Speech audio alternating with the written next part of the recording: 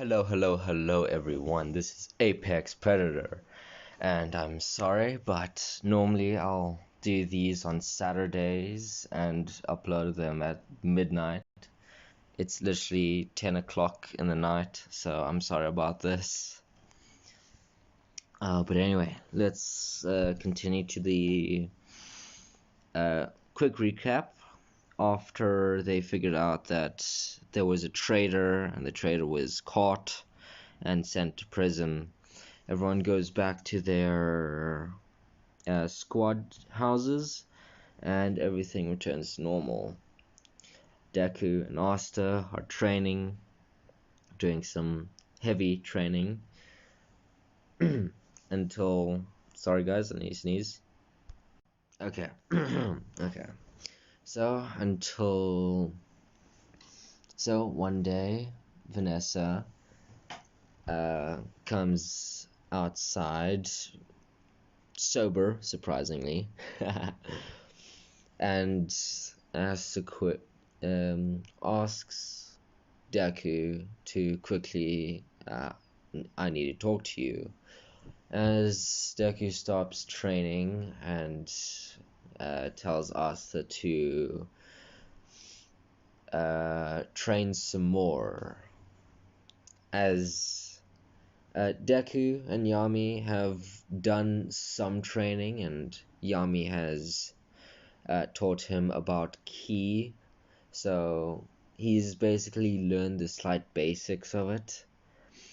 Basically, he can channel the gravity and energy, the gravity magic throughout his body, and basically make each punch feel like a mountain is hitting you.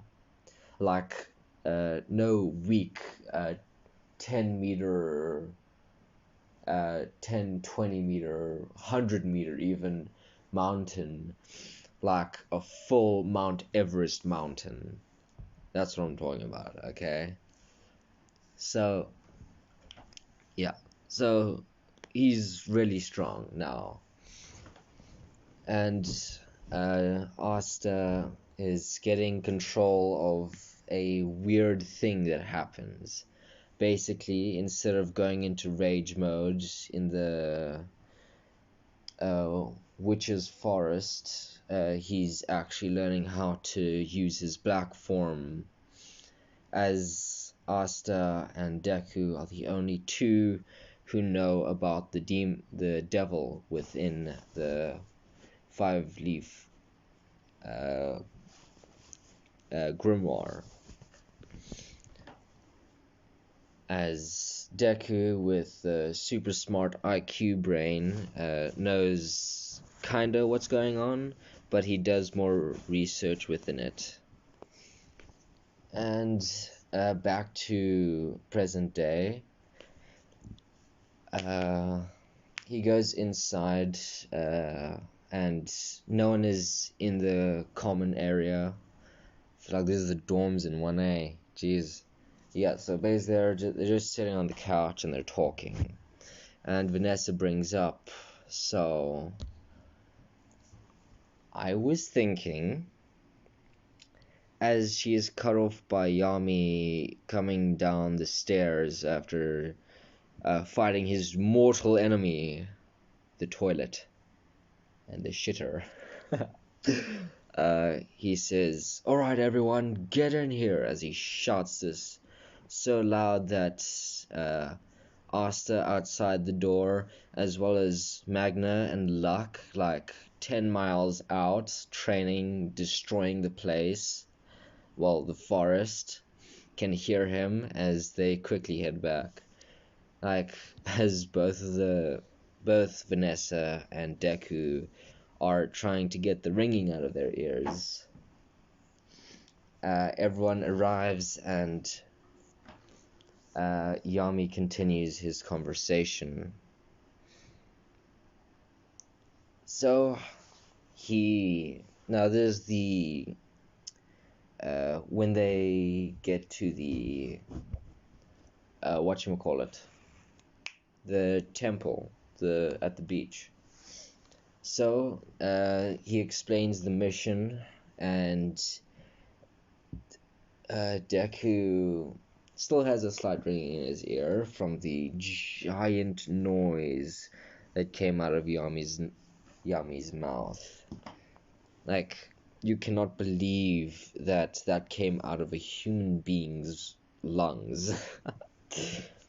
I'm just exaggerating, but yeah, that's what it sounded like. Anime logic, you know? So, they start heading there as Asta is actually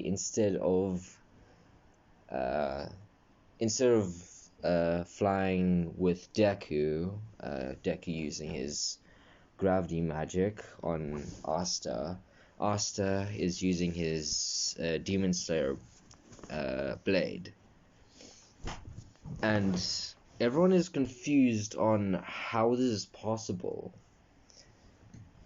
As Vanessa voices everyone's questions by saying, Asta? How did you figure out how to fly? You don't have any magic. As Deku just voices his opinion as he says, well, you see, I taught him how to use ki, which Yami taught me a while ago. And it turns out that he can use his anti-magic as literal magic, technically. But it's just anti-magic. It's a weird form that he uses. We call it Black Asta. Yeah, the black form. So, they carry on, everyone just marveling at the fact that Asta can fly by himself now. As they finally reach the beach, Vanessa drags Deku to a more private area and just... so here's the conversation. Vanessa. Deku, I just wanted to say something. As Deku responds, well, what is it, Vanessa? Vanessa, I want to do the...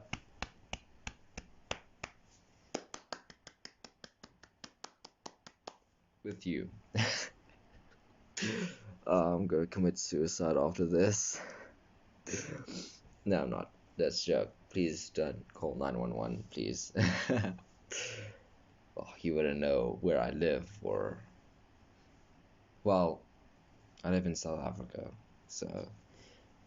anyone who watches this video is like... 10 111. Yeah. Sorry guys, a bit of a runny nose. For some reason. I'm not sick, just allergies.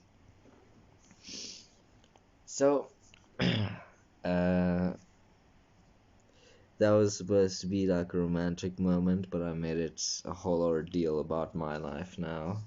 But yeah, so Deku just goes bright red as Vanessa just has a moment of realization of, oh my god, he's like 17. Wait, pretty sure. Yeah, I'm guessing he's 17. I completely forgot his age. And Vanessa's like, I don't know.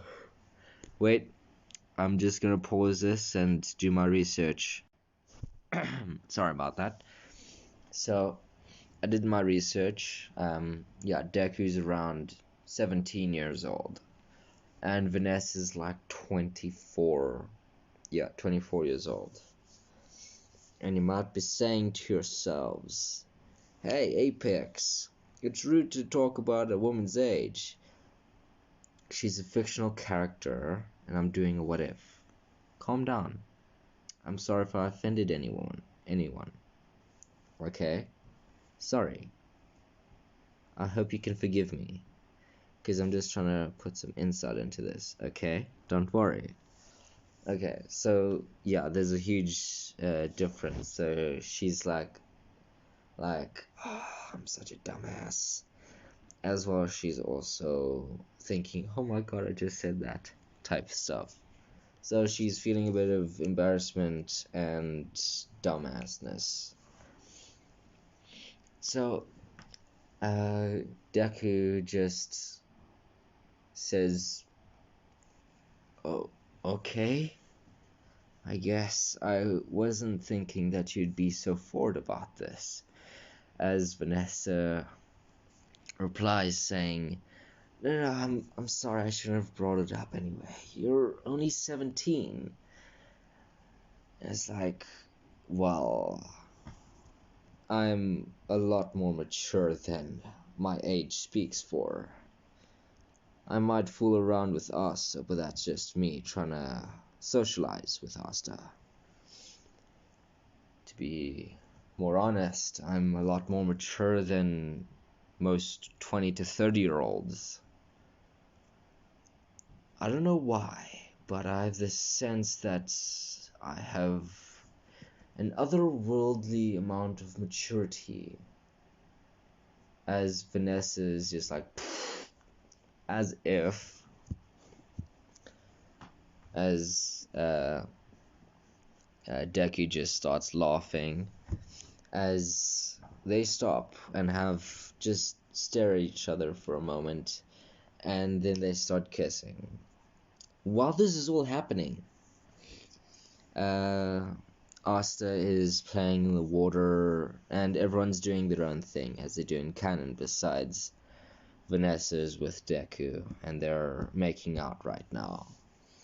So, they eventually, stop, and they figure out what exactly to do, and Noelle has to use her water magic to make sure that we can stay out, have air while we're going down to the sea temple. So Asta and Noelle are training. Sorry about that. So they're Noelle's training. It's like nighttime, and Deku's following Vanessa to their room to, I'm not gonna do that a lot, sorry. I just don't want to say it. Okay, it's just really embarrassing to say that sort of thing on literal YouTube, okay? So, he signals, he just whispers in Asta's ears, like, go outside and train with Noelle. So it's not like a really big thing, but Deku ahead of time told Rebecca, the ship, to come over to this. So he just set aside some traveling money and gave it to her, so her and her siblings can come over. But that will be stated in another time. And I'd probably do it in this episode, because why not? I'm here for a lot longer. So we carry on.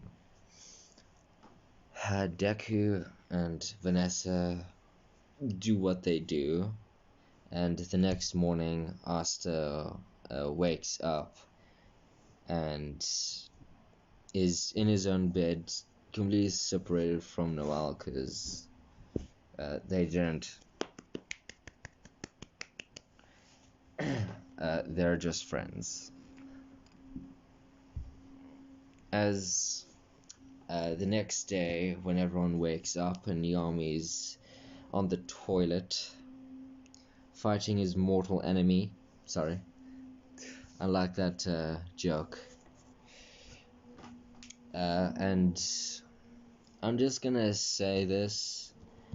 So whatever happens to Asta and Noel happens, but in a less romantic way, because they're not dating or together. So, I'm sorry, my family is just like around me, so I'm like trying not to let them hear me talk about anime and what if. Yeah, so that all happens. The next day, Rebecca arrives, and Deku runs to the door and is like, "Hey, Rebecca, I think he's still asleep." As Vanessa walks up and sees Rebecca, and Deku told Vanessa about this, as Vanessa is just like, "Okay, we can take care of your siblings while you have some alone time with Asta." So I'm just giving them an extra day of like, hey, do what you want, just for the sake of continuing this ship, okay? So a lot might, a certain battle in the future might actually change because of Rebecca, because obviously, man's gotta. No, I'm joking. Okay, I'm joking. But there is gonna be a fight difference. So, uh, Deku and Vanessa grab the kids and go out and play with them. Like they're building sandcastles, swimming. Deku making sure that they are lighter than they actually are, so they don't drown. And basically pouring them with, basically making sure that they have the required strength to swim around. And he's actually doing a really complex thing with his magic. He's repelling the water from going into their mouths and basically covering that area with a basic void that pushes away water and brings in normal oxygen, carbon dioxide, and nitrogen like normal air. Basically, he made a respirator out of gravity magic because he's sucking in the air and pushing out the water type thing, if you get what I mean. So that's what he does with all the kids as they're swimming. The baby's just being held by Vanessa as she's walking on literal water as Deku's just making her float. As Vanessa says, "Put me in the water, please." It's getting a little hot. As Deku just lowers her down into the water with the baby. The baby's above water, so the baby's not, getting drowned or anything, but he's making sure that all the kids are safe. He's also having a good time for himself. As this is all happening, Asta finally wakes up and Noel is eating breakfast that Deku made when they left.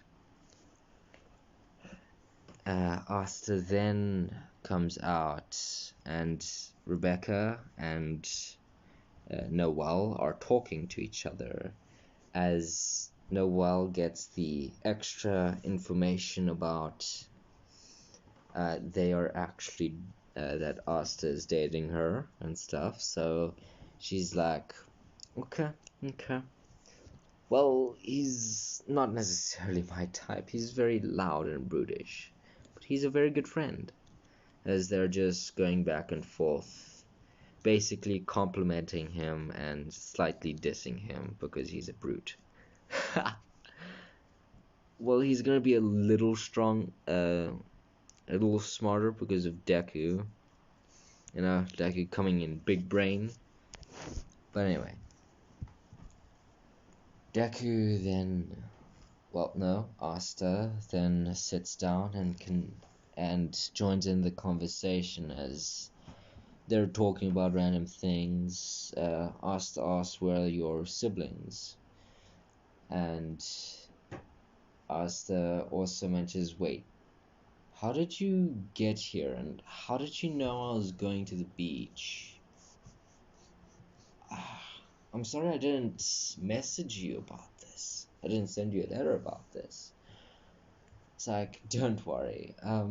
Actually, Izuku is taking care of my siblings while I'm here. So don't worry. And Teku's the one, well, Zuku is the one that told me about this. And also gave me some traveling money. Also some spending money, which I'm very, very grateful for. So, how was yesterday? Because you guys arrived yesterday. As he basically explains that they were just having some fun playing around. As Noelle is getting slightly uncomfortable because she feels like the third wheel. So she goes to Fenrir's room as he's checking himself out, making a very awkward situation as he's in his swimming trunks looking at his slightly non-existent abs, like he's slim but he still has something. And he just goes bright red as he just makes a portal in front of him so it's covering him so she can't see. It's like, don't look at me. And Noelle just runs out the room with a red face. It's like, ew! He was checking himself out, and he has no muscles. Probably because she's, like, seen Asta and Deku so many times with their shirt off that they're just so ripped that every other guy is just, like, bottom line, like the lowest standard. Yeah, but I don't know what to exactly do for Noelle and her ship. But Black Clover isn't necessarily all about shipping people, but anyway. So they had a good time. Rebecca and Asta, as they get to know each other more, and basically Rebecca gets to know more about sorry, food burps. Wow, that was a really random food burp. But anyway, so Deku and Vanessa finish playing with the kids as they just get something to eat for lunch. And by the time they eat lunch, they're already tired and like half asleep as they're eating. They finish their food and the kids are all asleep. As Vanessa is also getting sleepy, looking after all the children. Deku is just like, this is like nothing to my training. So he's like, I'm good. He's literally like best dad, okay? So,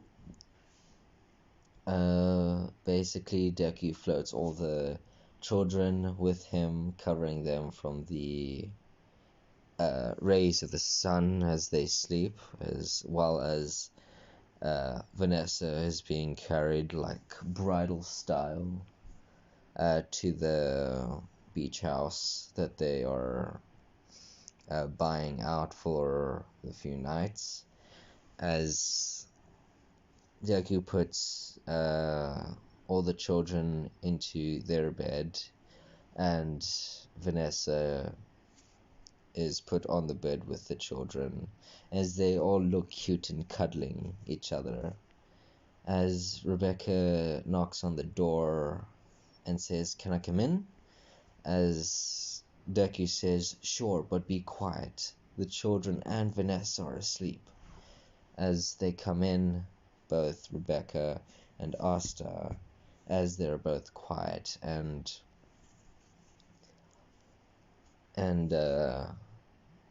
Rebecca says, "Wow, she looks good with kids. I wonder if she also had siblings like this, or she might have prior experience." As Deku just blushes slightly, realizing the topic that's going on right now. It's like, has she? No, she hasn't. It's just been me taking care of everyone. She's like a good assistant when it comes to children. But I mostly made sure the kids didn't drown and basically fed them.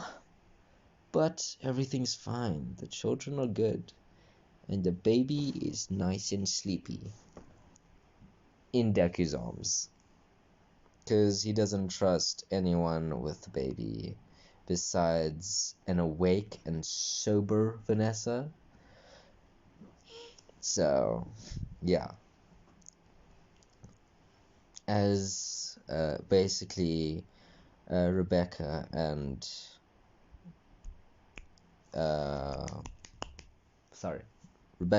Vanessa lie down in the same bed as they're basically looking after the children. Rebecca being more of a responsible person, especially when she's asleep, so Deku hands Rebecca the baby. As Asta and Deku just go outside and train with Noelle, as Noelle perfectly gets control of her of that spell that they use. I don't know what it's called, but it's the spell that they use. Jeez. Yawning. Sorry guys, I'm just getting out some yawns.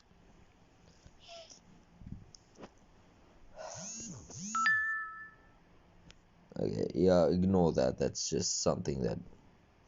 Yeah, ignore everything you just saw.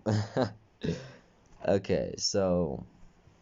basically, Asta and Deku are just like... After that night, she does it one more time. Noelle does the spell one more time just to make sure she's perfected it. Well, not perfected, but she can do it properly. So they go back to their beds, and Deku and Asta are sleeping in Asta's bed. Like, not, no homo. Don't worry. They're just like hanging out bros, like sleepover type thing. They're not like, hey brother. No, not at all. No. God, I can't get it out of my head. Sorry guys. But yeah, so they sleep in the same room just to be safe.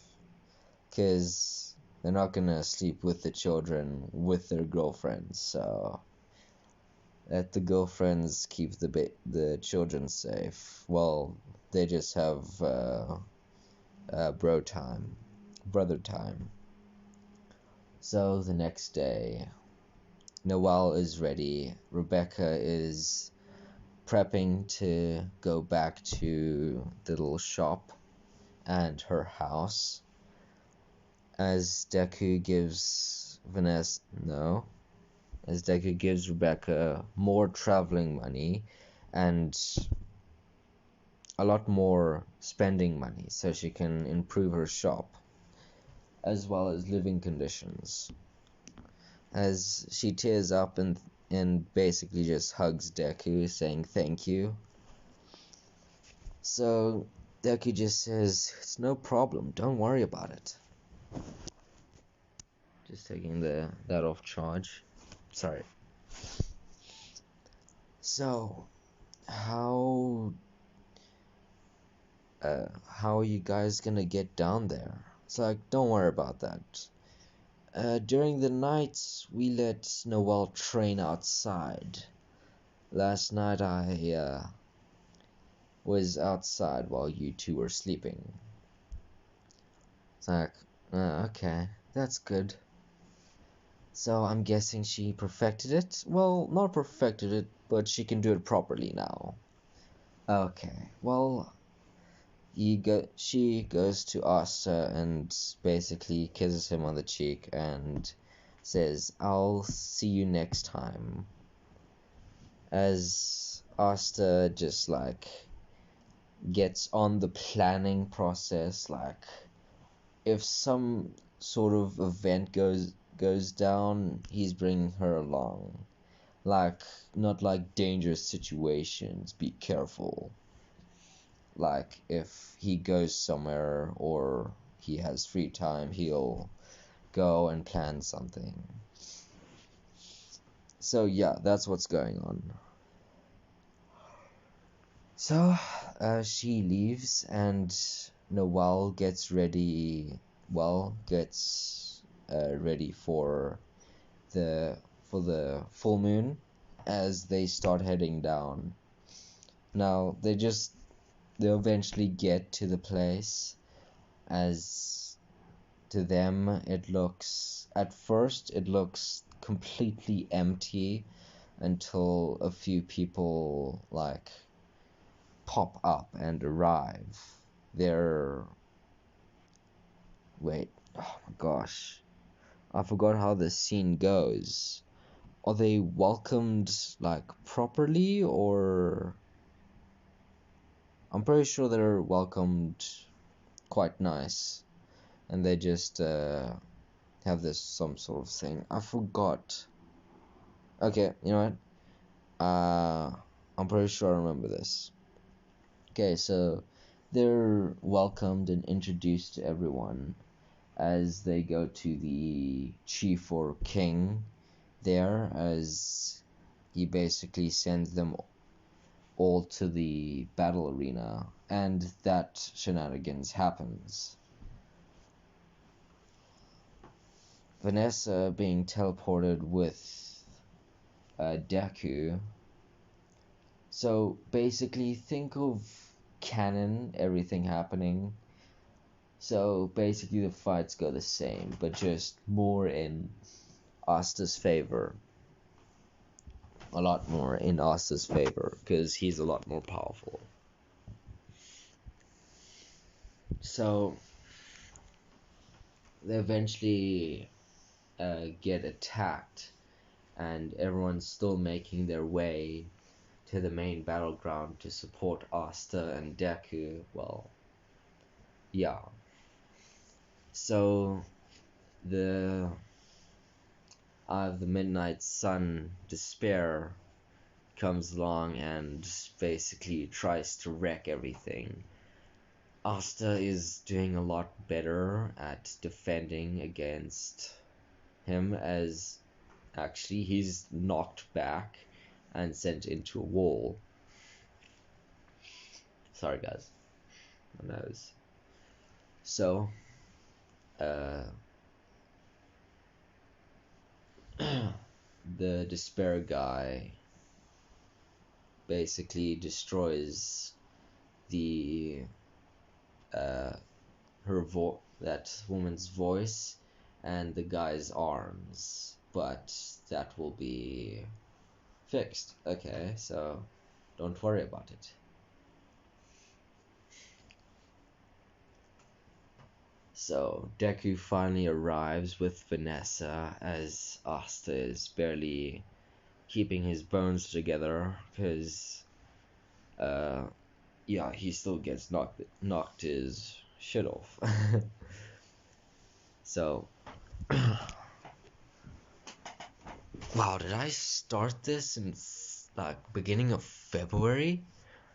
It's like 19th, 20th, 21st, 20th of March. Jeez. Sorry guys. So as we go back into the whatchamacallit, back into the battle. So no. Okay, yeah. Noelle shoots her, does that whole big thing, shoots that dragon, water dragon, and basically slightly injures the despair guy. Deku then makes the despair guy extremely like weighed down to the point where he's fully like flat pancaked onto the ground as he's struggling to get up, as basically he starts to gain strength using his magic as he gets up, and Finral and Vanessa do the exact same thing they did in canon with Asta, as Asta is using his black form, honestly scaring the ever-living out of the despair guy, out of despair. As I'm just gonna call him Despair Guy, okay? I don't know his name, I probably never will, because unless you're a main character that has a lot of plot in this, I'm never going to remember your name. Okay, so let's get on with this. Deku. Wait, how long is this? Okay, I'll end this when they get back to the service. So, they do the teleporting support his body thing, as Asta is having a lot of toll on his body, but he can go longer because of Deku's training. Deku is also rushing in using his ki control, or using ki, the process of ki, throughout his entire body using gravity, basically sending millions of mountains upon, basically millions of Mount Everests against the despair guy, as he's just doing a full frontal assault. Oh my gosh, if you get that reference, full frontal assault, oh, you are a legend. No, you're not. You just seen that anime, okay? I'm not sure if you're actual legend or just some guy or some girl that has just watched it, so I don't know. Never mind. So he's just punching and punching as the spare guy is like having his arms broken. Think of Meliodas when he was getting attacked by the Ten Commandments, and that one with Combo Star was beating on his arms. He's basically just getting his arms broken and battered, and his ribs are breaking.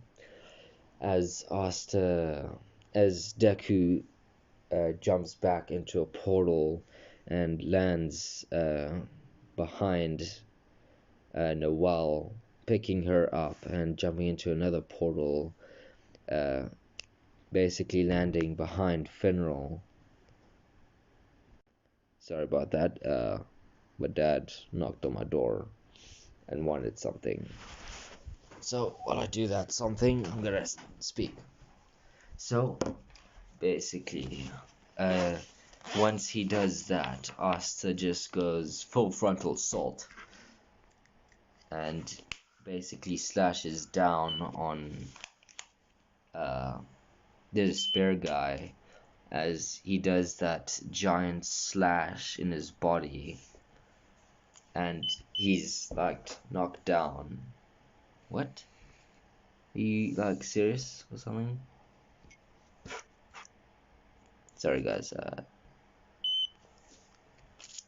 gee whiz.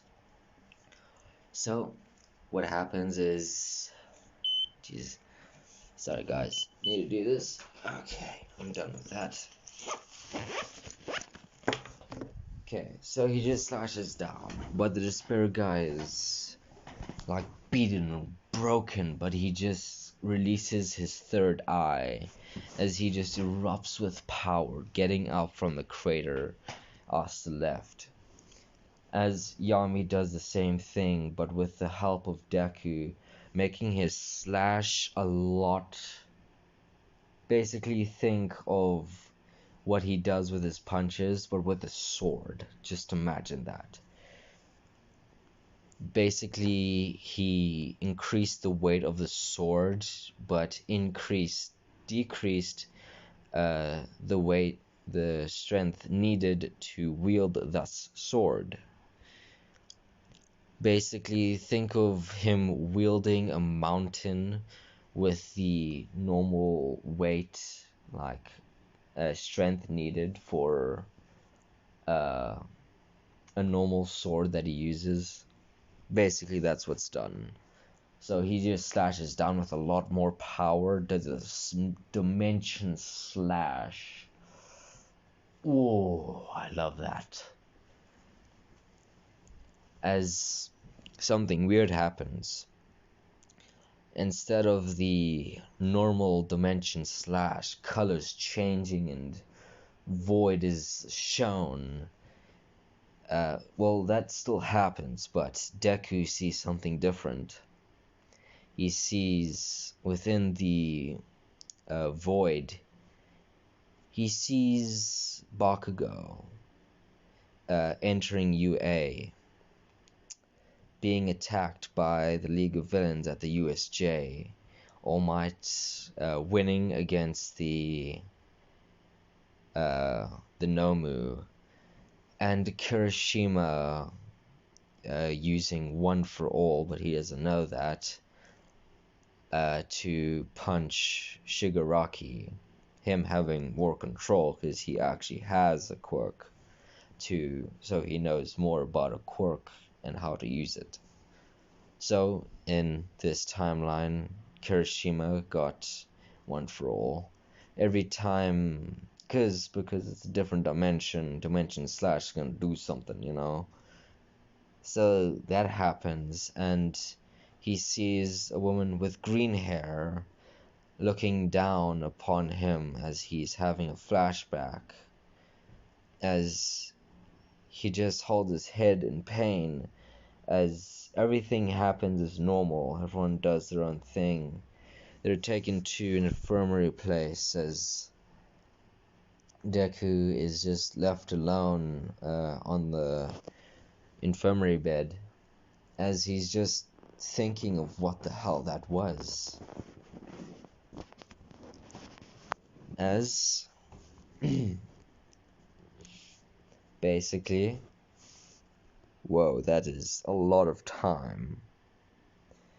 So I'm gonna end it here with just giving you that cliffhanger. I'm gonna figure out how to incorporate the normal My Hero in this. Okay? Something's gonna happen. I'm not gonna tell you what. It might be someone coming to this world, or it might be them actually going back into My Hero Academia, as the time scales might be slightly different.